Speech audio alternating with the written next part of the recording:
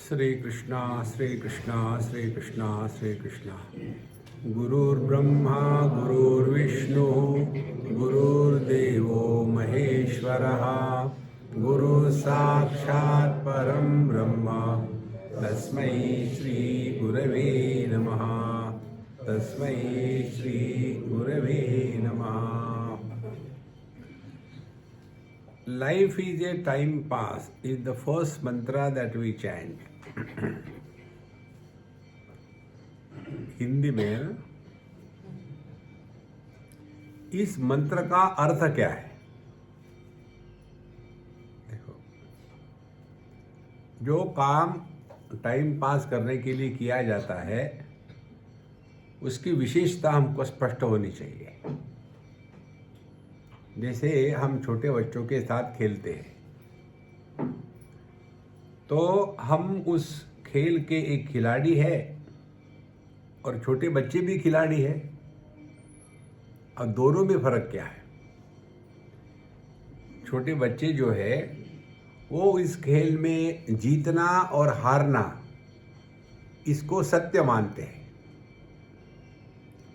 और हम बड़े लोग उनके साथ खेलते हैं किस लिए? टाइम पास करने के लिए। माने उसमें हार और जीत इन दोनों का कोई तात्पर्य नहीं रहता, क्योंकि वहां मैं खेल रहा हूं, मुझे जीतना है, मुझे हारना नहीं, यह भाव निर्माण नहीं होता।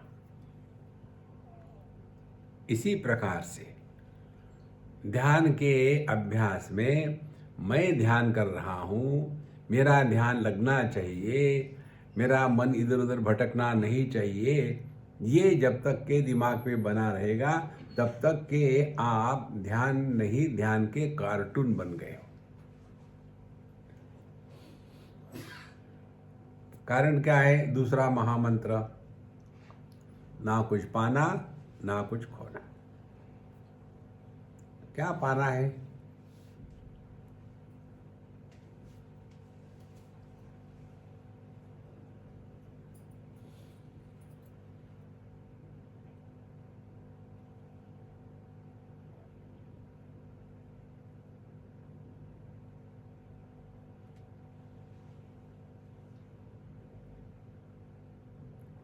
मैं भूल नहीं गया। बेचारे स्वामी जी भूल गए क्या बोलना है।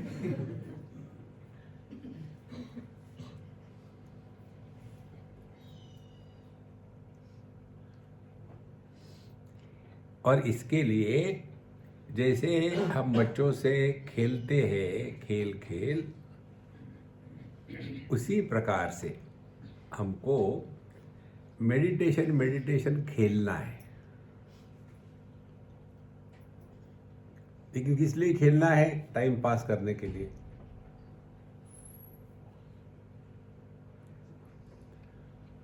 तो यदि हम मेडिटेशन खेलेंगे तो उसमें मेडिटेशन लगा नहीं लगा, मेडिटेशन अच्छा हुआ अच्छा नहीं हुआ, आज का मेडिटेशन जम गया था, आइसक्रीम है क्या? देखो, ये सब बातें दिमाग से निकल जाती है, क्योंकि कुछ पाना कुछ नहीं है। अनंत में कुछ ऐड नहीं किया जा सकता।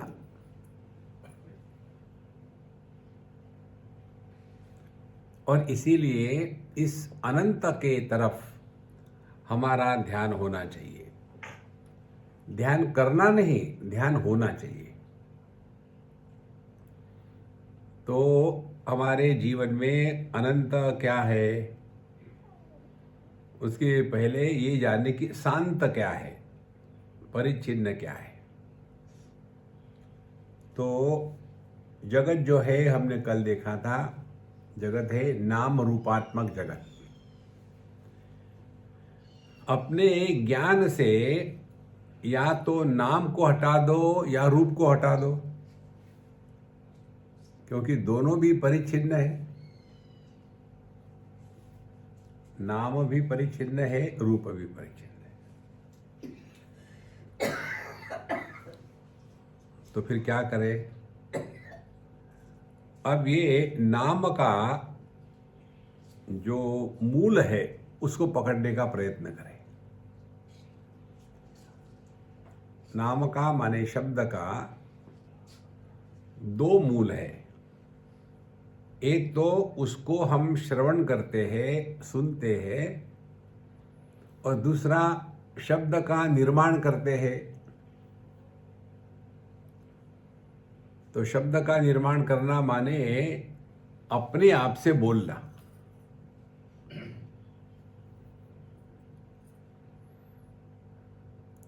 कंटिन्यूअसली बोलते रहते बोलते रहते बोलते रहते, तो वो शब्द। अब इस शब्द तो परिच्छिन्न है, शांत है। अब इसका विरोधी क्या होगा? अनंत। तो शब्द का विरोधी होगा शब्द का अभाव। और इसीलिए अपने आप से बोलना बंद करना, फिर आंखें खुली रखो या बंद रखो, कोई फर्क नहीं पड़ता। अपने आप से नहीं बोलना।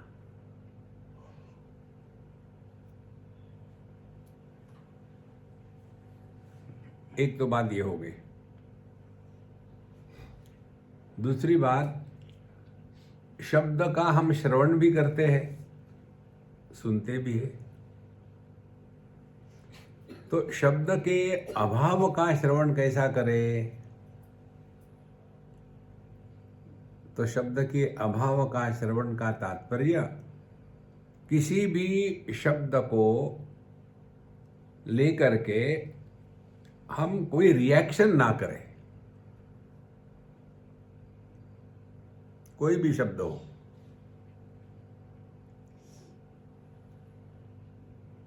माने शब्द हो ना हो, क्या फर्क पड़ता है?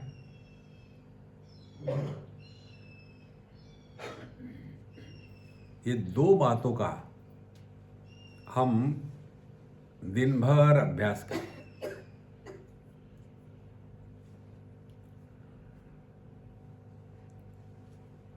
और फिर ये अभ्यास दिन भर करने के बाद उसकी टोटल करनी है बॉटम लाइन में।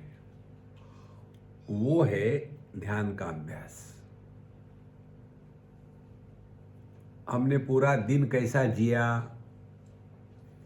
हमारी रात कैसी गई,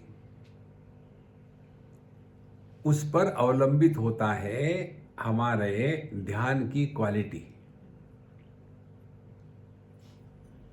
दिन भर हम धूम धड़ाका करते रहे, इसके साथ झगड़ा, उसके साथ डिस्कशन, उसके साथ आर्ग्यूमेंट, इसी में फंसे रहे, और फिर आकर के ध्यान कर बैठेंगे तो वहां भी झगड़ा करेंगे अपने आप से। पता नहीं सुबह सुबह किसका मुंह दिखा है, मन लग ही नहीं रहा। ऐसा जब आप कहो तो आपकी महारानी आपको मदद करने आएगी। फिर कहेगी, कितने बार कहा सुबह उठ करके शेविंग मत किया करो।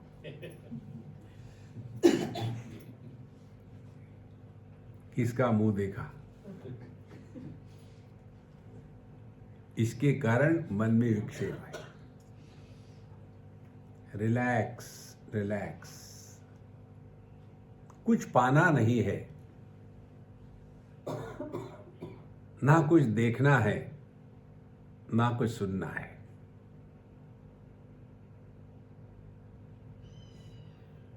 और इसीलिए कुछ करना नहीं है।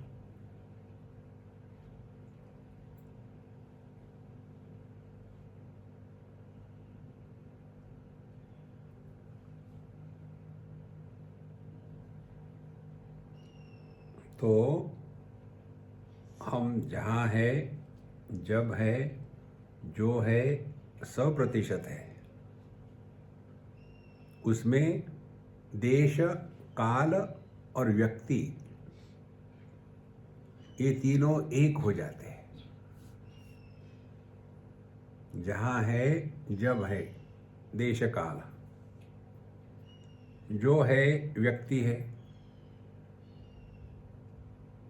ये तीनों एक हो गए तो अन्य है ही नहीं। ना भूतकाल की स्मृतियां है, ना भविष्य की चिंता है, और ना वर्तमान में कुछ करना है, कुछ पाना है, कुछ खोना है।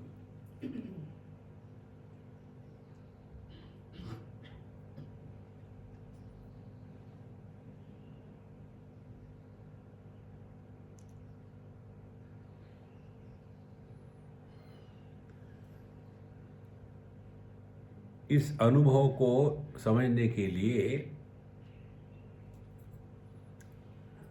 कोई भी उदाहरण नहीं है, क्योंकि ये इसके जैसा ही है, अनुपमेय।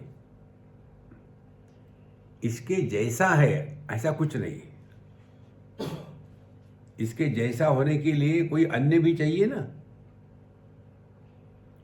जैसे किसी को एक ही बच्चा हो,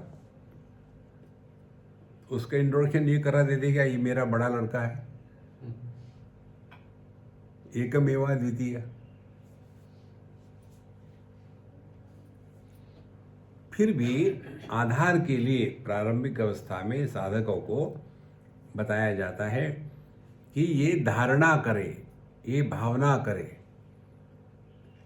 धारणा ये शब्द योग शास्त्र में और पतंजलि के द्वारा प्रयोग में लाया है। पतंजलि धारणा शब्द का अर्थ मन को देश में बांधना कहते हैं। तो हमने अपने मन को एक स्थान पर बांध दिया है, अपने आध्यात्मिक हृदय में मन को बांध दिया। अब वहां से हटेंगे नहीं।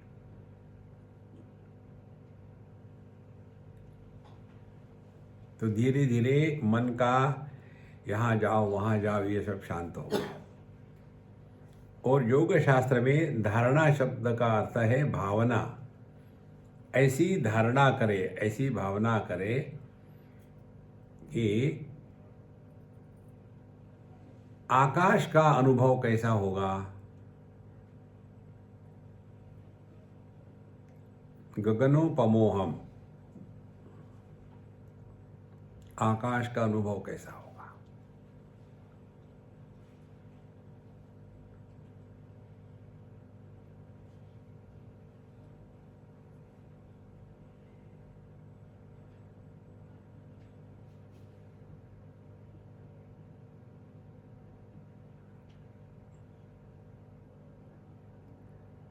मन एकदम शांत हो जाता है।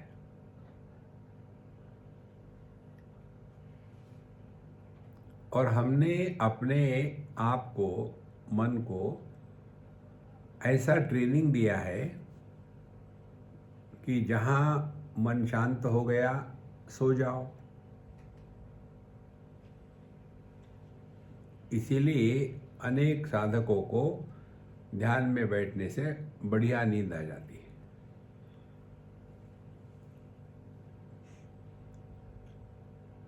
और इसीलिए चिंतन करना है, विचारों से डरना नहीं, चित्तवृत्ति निरोध नहीं करना। ये योगियों के लिए छोड़ दो, परेशान होते रहेंगे जिंदगी भर। फिर चिंतन करना है, आकाश का अनुभव कैसा होगा। तो पता चलता है पहली बात, आकाश किसी का विरोधी नहीं है।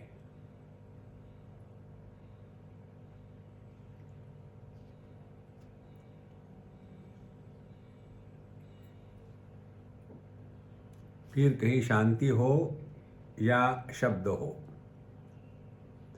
भीड़ भड़क्का हो या कोई नहीं हो,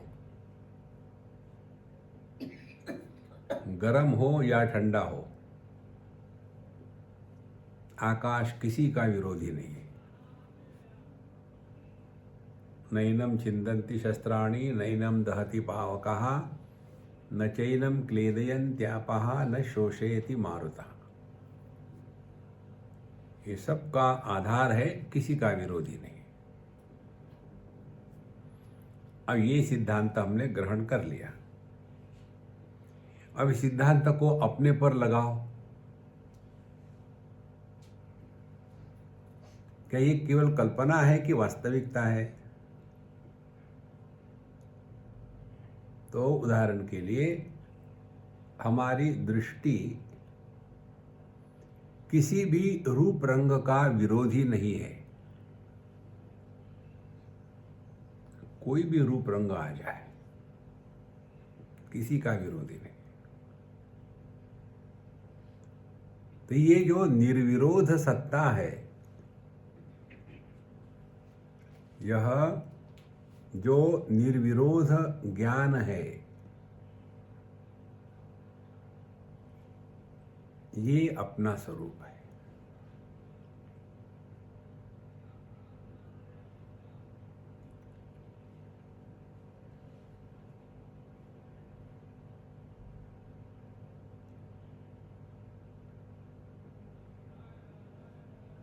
और इस अभ्यास को दृढ़ करने के लिए ये स्पष्ट हो जाए कि जगत के जितने रूप रंग है वो दृष्टि की ही अभिव्यक्ति है। दृष्टि हो गई कारण और रूप रंग हो गए कार्य।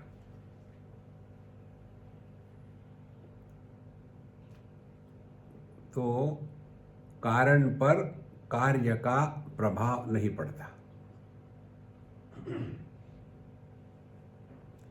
लहरों का प्रभाव समुद्र पर नहीं पड़ता। समुद्र का प्रभाव पानी पर नहीं पड़ता।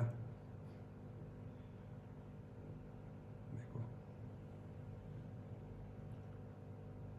और इसीलिए जगत के कोई भी रूप रंग हो, इनका प्रभाव दृष्टि पर नहीं पड़ता।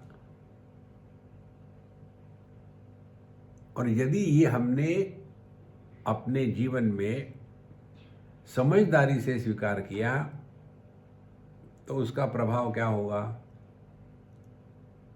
उसका प्रभाव होगा रूप रंग को लेकर के जो चयन है, जो चॉइस है, जो सिलेक्शन है, जो राग द्वेष है, ये सब हमारे अंतःकरण से निकल जाएंगे।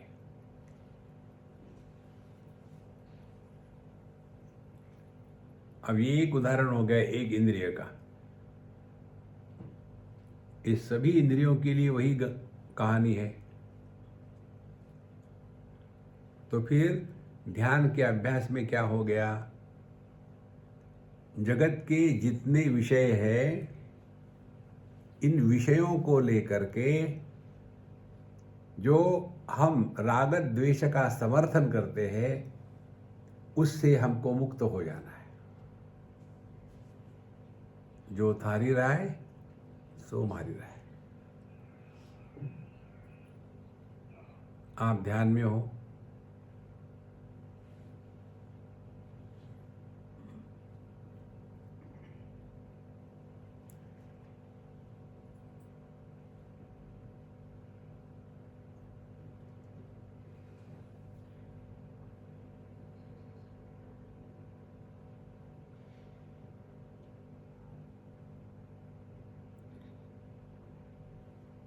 ये आकाश की धारणा,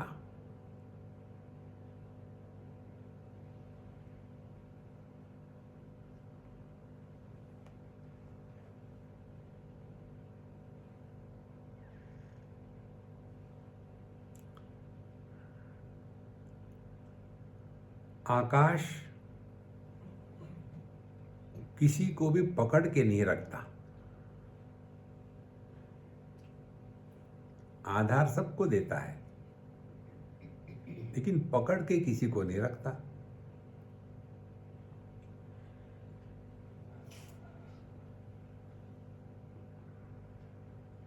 इसीलिए शत्रु मित्रे पुत्रे बंधौ मां कुरु यत्नम विग्रह संधौ।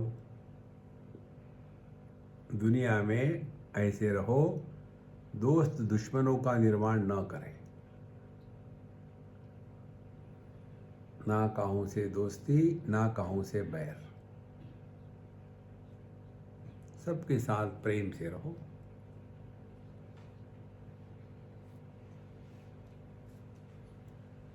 जहाँ रिश्ते नाते निर्माण होते हैं वहाँ संसार शुरू हो जाता है।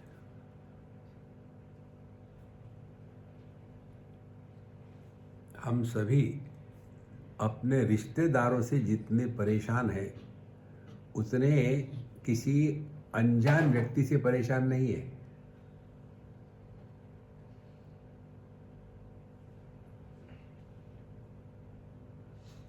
इसीलिए सबके साथ रहो, कहीं फंसो मत। जैसे दृष्टि किसी भी रूप रंग पर अड़ती नहीं, फंसती नहीं, सबको प्रकाशित करती है।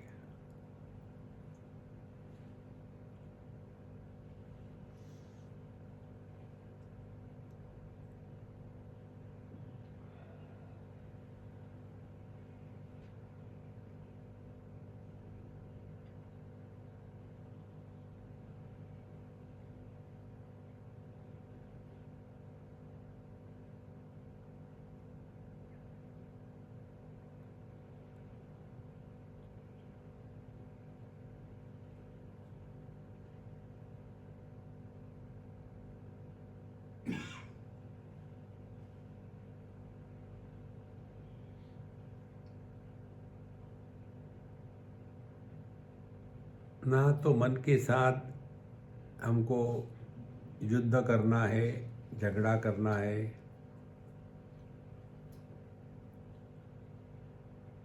ना तो मन शांत हो गया थोड़े समय के लिए तो खुशी मनानी है।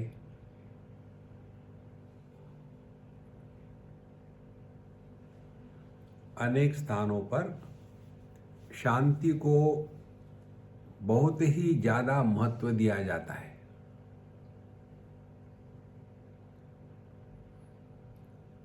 और जब शांति को ज़्यादा महत्व देंगे तो थोड़ी भी अशांति हो गई तो विक्षेप का कारण बन जाता है। शांति अच्छी है लेकिन उसमें हमको फंसना नहीं।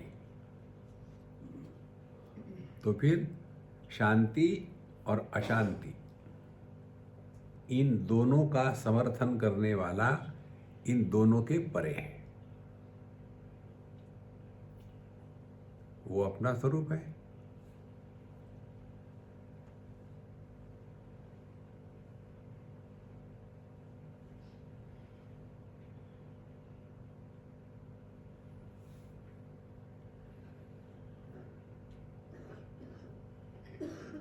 अभी तक हमने कुछ नहीं किया, केवल चिंतन चल रहा है। आप किस आसन में बैठे हो, कैसे बैठे हो, इधर ध्यान तक भी नहीं गया ना।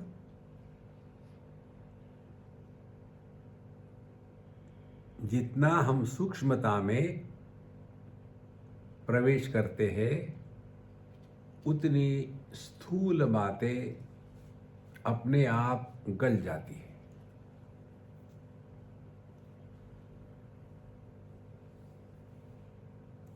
स्थूलता क्रियात्मक है, सूक्ष्मता विचारात्मक है। ऐसे बैठो, वो बैठो, प्राणायाम करो, नाक दबाओ, ये सब क्रिया है और स्थूल है। चिंतन सूक्ष्म है।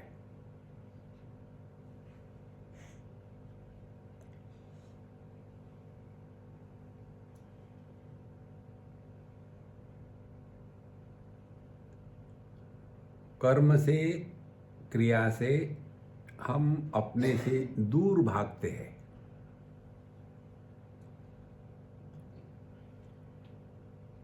चिंता से हम जगत में भटकते हैं और चिंतन करने से हम अपने पास लौट के आते हैं।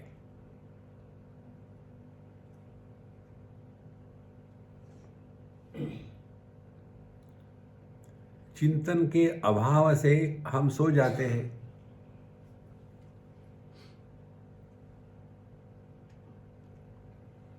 हमको सोना भी नहीं, अपने से दूर भटकना भी नहीं।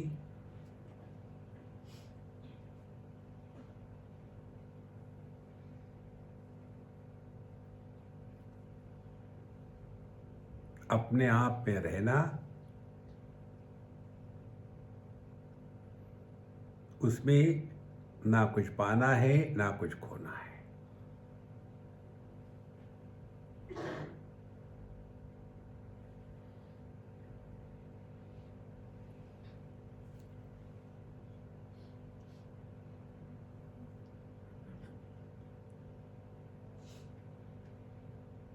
क्योंकि हम यहाँ इसी प्रयोजन से आए हैं, तो आपको यह बहुत ही सहज और सरल अनुभव हो रहा है।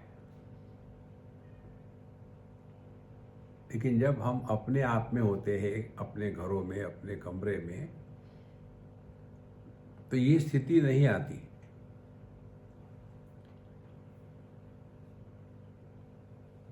इसका कारण हमने पूरे दिन भर रात भर कैसे जिए इस पर होता है।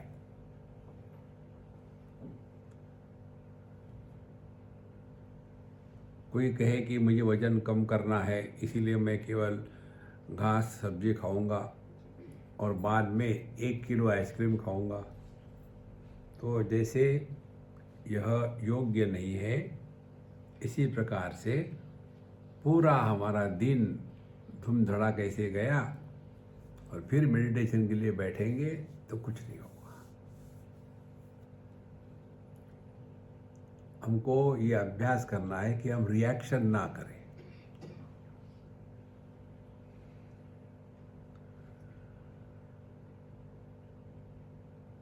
अब अगली स्टेप, हम विचारों के द्वारा उतने प्रभावित नहीं होते जितने विचारों के प्रवाह से प्रभावित होते हैं। जैसे हम गंगा जी को देखते हैं, गंगा जी के जल से प्रभावित नहीं होते। गंगा जी का जो प्रवाह है उसके द्वारा बह जाते हैं। हम पानी से नहीं बहते, पानी के प्रवाह से बहते हैं। इसी प्रकार से हम विचारों से परेशान नहीं होते, विचारों के प्रवाह से परेशान होते हैं। और विचारों के प्रवाह का निर्माण का कारण जब विचार या वृत्ति परिच्छिन्न वस्तु की होती है, माने एक विचार से दूसरे विचार का जन्म हो गया, दूसरे विचार से तीसरे विचार का जन्म हो गया। जैसे सुबह उठ करके आपको चाय चाहिए, तो चाय यह एक अपूर्ण विषय है, परिच्छिन्न है, परिपूर्ण विषय नहीं है। तो चाय चाहिए, एक विषय आया, दूसरा कहाँ मिलेगी, दूसरा विचार आया, तीसरा कब मिलेगी, चौथा विचार आया, ये कमरे में क्यों नहीं पहुंचाते, पांचवा विचार आया कि हम पैसे नहीं देंगे, छठा विचार आया। ये विचारों के प्रवाह में हम बह जाते हैं। तो विचार ये समस्या नहीं है, विचारों के प्रवाह को हमको रोकना है। और इसके लिए भगवान के नाम की बात हमारे साधु संत कहते हैं, क्योंकि परमात्मा अनंत है और आपने किसी भी भगवान का नाम ले लो या मंत्र ले लो, उसका प्रभाव समझ लो। श्री राम जय जय राम, ये अपने आप में पूर्ण है। इसके बाद दूसरा विचार आ ही नहीं सकता। लेकिन मुझे एक कप गरम चाय चाहिए, इसके बाद दूसरा विचार आएगा, कहाँ मिलेगी, कैसी मिलेगी। दोनों विचार ही है, दोनों वृत्तियां है। एक कप चाय चाहिए और श्री राम जय राम, दोनों वृत्तियां, कोई फर्क नहीं इसमें। फर्क यही है इन वृत्तियों का विषय क्या है।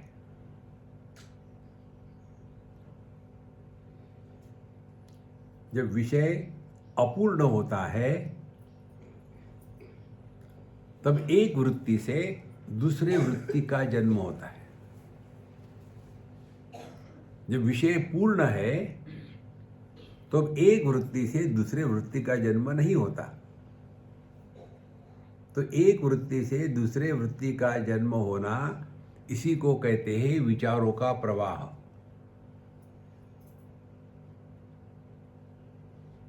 इसके लिए भगवान का नाम लेने की प्रक्रिया हमारे साधु संतों ने बताई है। हमको किसी को हिसाब नहीं देना है, हमने इतनी माला करी है, बड़े शांति से, बड़े प्रेम से एक एक शब्द और एक ही बार करके शांत हो जाओ। फिर ऐसे लगे कि फिर कोई दूसरा विचार आने की संभावना है तो फिर एक बार प्रेम से भगवान का नाम ले लो। श्री राम जय जय राम।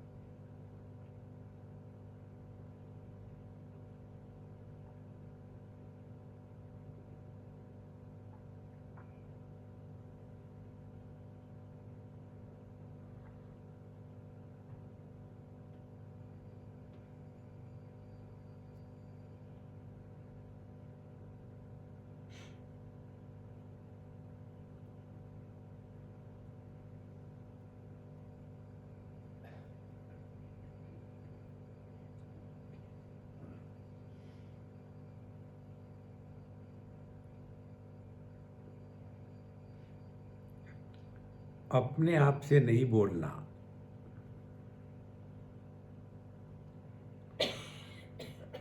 और यदि फिर ऐसे लगता है कि अब विचार आने ही वाले हैं, फिर एक बार भगवान का नाम ठोक दो। श्री राम जय राम।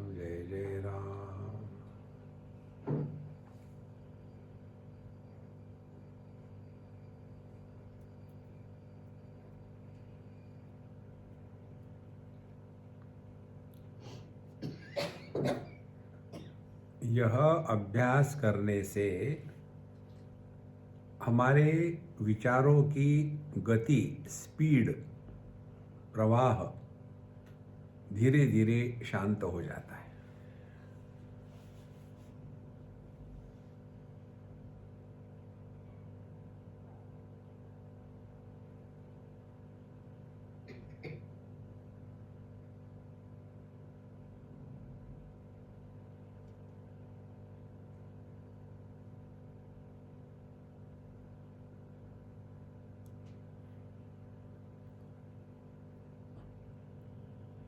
और जिनको शांत होने से नींद के झपके आती है, उनके लिए 2 क्षण के लिए सांसों को रोक ले।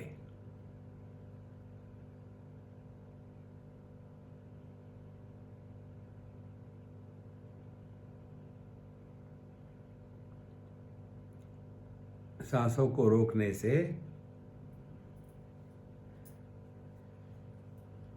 ऑक्सीजन की कमी हो जाती है शरीर में और फिर नींद टूट जाती है।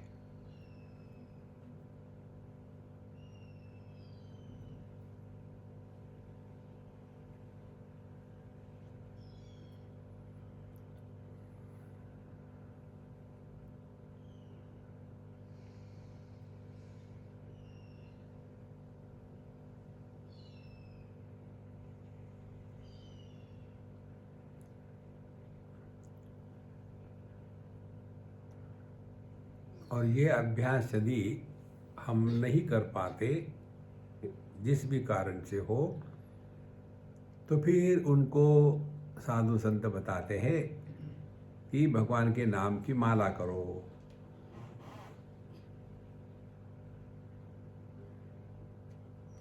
पहले वैखरी वाणी में, फिर मध्यमा में, फिर पश्यंती में, फिर परा में। तो जो भगवान का नाम लिया जाता है उसका प्रभाव हमारे मन के विचारों के प्रवाह पर होता है।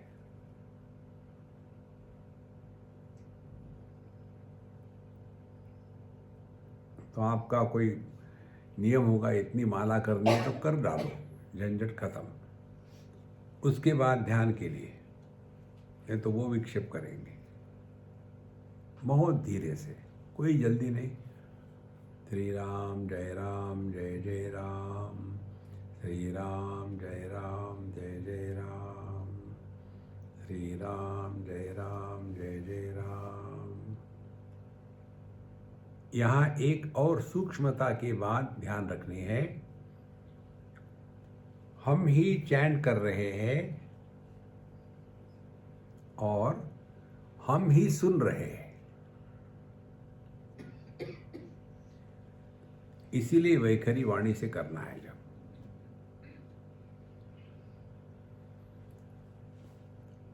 तो भगवान के नाम को लेना वैखरी वाणी से, ये क्रिया है। बोलना ये क्रिया है। तो ये हमारी क्रिया शक्ति जागृत हो गई और उसको हम ही सुनेंगे। तो सुनना यह ज्ञान शक्ति है। तो जब क्रिया शक्ति और ज्ञान शक्ति ये दोनों ठीक से मिल जाते हैं तो उसी को चेतना कहते हैं। चेतना ही ज्ञान और क्रिया में विभाजित हो जाती है। चित्तवायवः चित्क्रियायुता शाखयोर्द्वयी शक्ति मूलका, भगवान रमण महर्षि कहते हैं। अभी हमारी स्थिति क्या है? हमारा ज्ञान एक दिशा में जाता है, हमारी क्रिया दूसरी दिशा में जाती है।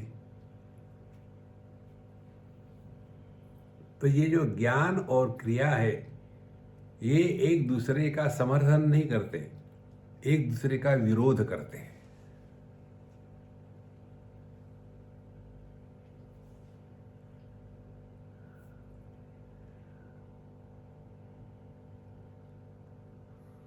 ज्ञान बताता है अनावश्यक बात न करे, क्रिया है नॉन स्टॉप चलते रहता है।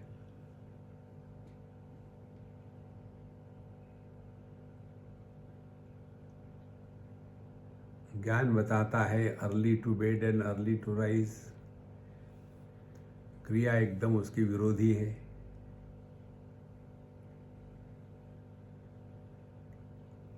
इसका प्रभाव हमारा आत्मविश्वास समाप्त हो जाता है। आत्मविश्वास माने अपने ज्ञान और क्रिया का एकीकरण, और उसके लिए ये हमने आपको बताया है। तो भगवान का नाम लो और स्वयं ही सुनो।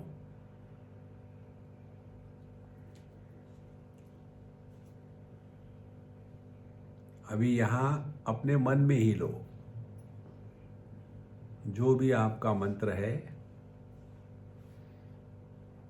या कोई भी भगवान का नाम बड़े प्रेम से, धीरे से, हमको ख़त्म नहीं करना है कुछ,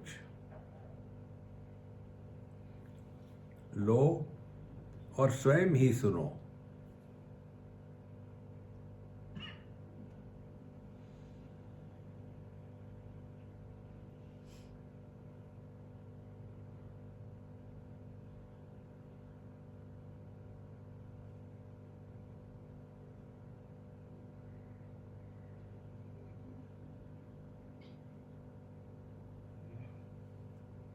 जब केवल नाम लेते हैं और सुनते नहीं तो नींद प्रारंभ हो जाती है। किसी भी क्रिया को करने के लिए मन की आवश्यकता बहुत कम होती है, मैकेनिकली शुरू हो जाता है डिफॉल्ट। लेकिन सुनने के लिए मन की उपलब्धि आवश्यक है, इसीलिए स्वयं ही कहो और स्वयं ही सुनो।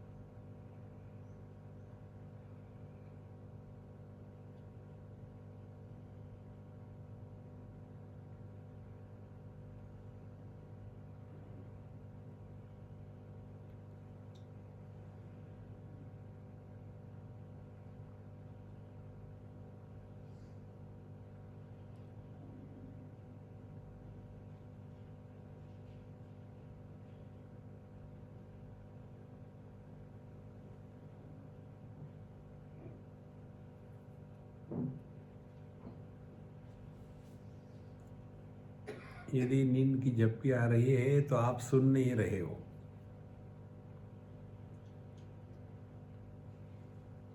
स्वयं ही कहो, स्वयं ही सुनो। और अपने मन में थोड़ा उच्च स्वर में, मन के अंदर ही, किसी अन्य को सुनने को ना आवे।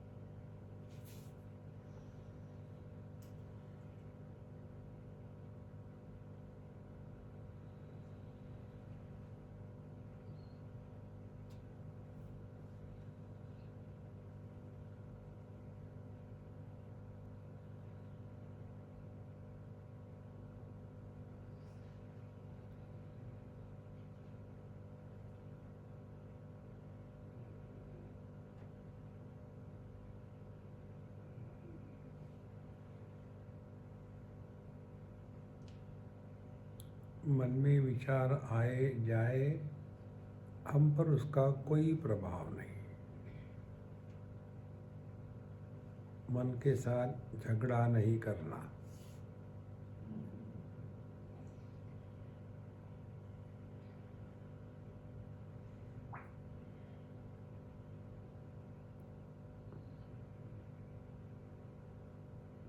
जैसे स्थूल आकाश स्थूल वस्तुओं से प्रभावित नहीं होता, वैसे मन भी किसी भी वृत्ति से प्रभावित नहीं होता।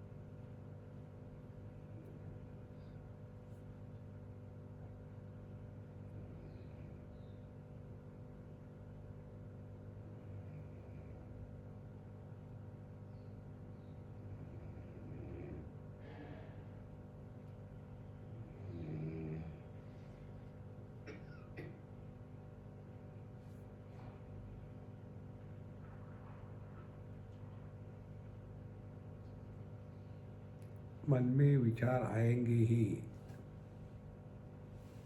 उससे प्रभावित नहीं होना। ना उनको आओ कहो, ना जाओ कहो। Remain indifferent.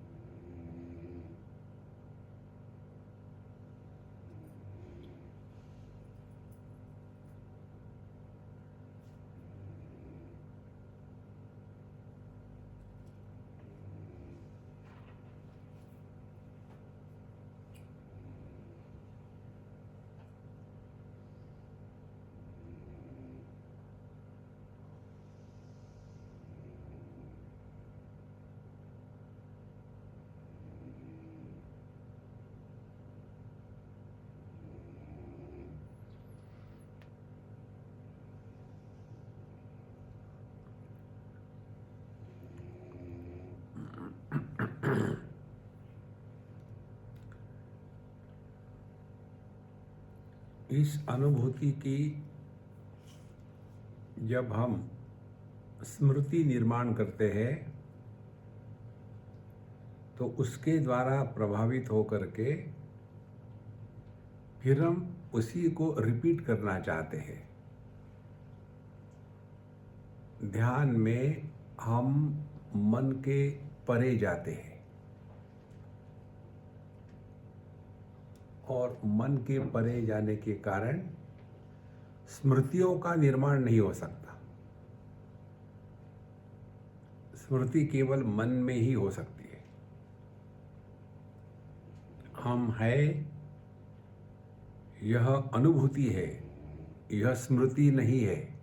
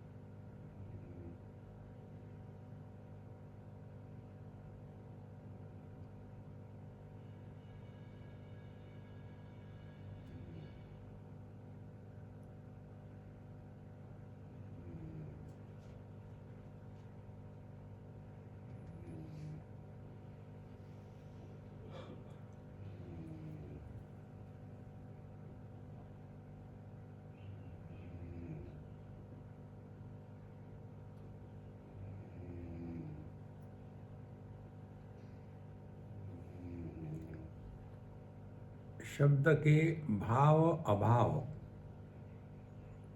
इनके परे है हमारा स्थान।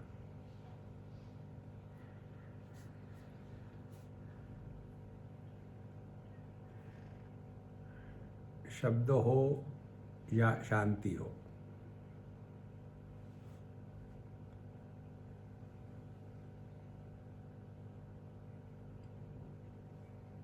हम पर इसका कोई प्रभाव नहीं।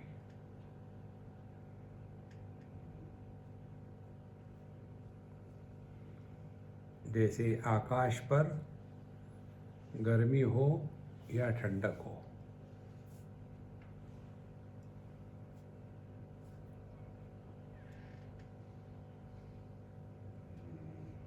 वर्षा हो या अग्नि हो, कोई फर्क नहीं, कोई प्रभाव नहीं।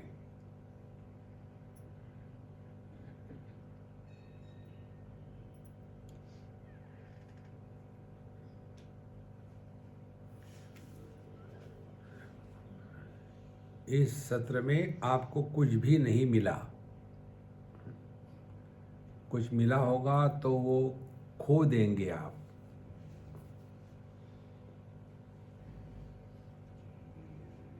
ध्यान में लाभ हानि के परे होते हैं। ना कुछ पाना, ना कुछ खोना।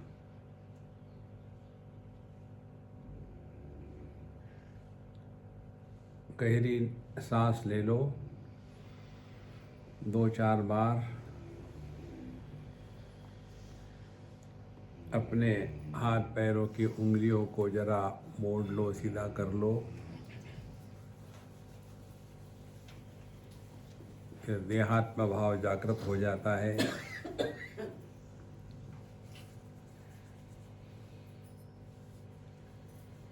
और सब का सब प्रभु चरणों में अर्पण कर दो। यहाँ से जैसे खाली आए थे, खाली निकल जाओ। साथ में कोई स्मृतियों को मत ले जाना। स्मृतियों को लेना यही संसार है। स्मृतियों को निर्माण नहीं करना यही साधना है। ओम पूर्णमदः पूर्णमिदं पूर्णात् पूर्णमुदच्यते पूर्णस्य पूर्णमादाय पूर्णमेवावशिष्यते। ओम शांति शांति शांति। हरि ओम। श्री गुरुभ्यो नमः। हरि ओम।